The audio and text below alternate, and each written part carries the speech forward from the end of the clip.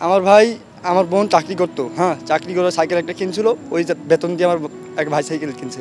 ওই সাইকেল দিয়ে আমার বাসা থেকে যাওয়া আসা 20 কিলোমিটার। ওই ভাই আমার প্রত্যেকদিন নিয়ে যাওয়া আসা করতো, নিজে কাজ বাদ দিয়ে আমার জন্য চেষ্টা করতো। আমি বড় লেভেলে যদি খেলতে পারি, আমার ভাইয়ের স্বপ্ন এটাই। দোয়া করেন আল্লাহ যেন আমার আশাগুলো পূরণ করে।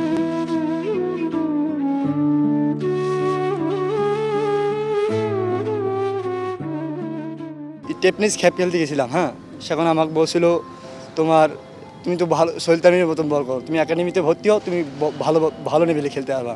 বলো পেজ আছে, এইভাবে একাডেমিতে ভর্তি হলাম। আমার ভাই কত কষ্ট করে বাসা থেকে নিয়ে যেত প্র্যাকটিসে, আমি যাইতাম 9-10 কিলোমিটার, মোট যাওয়া আসা 20 কিলো হইতো। এরকম পরিশ্রম করছি 1 বছর টানা, একদম 20 দিন।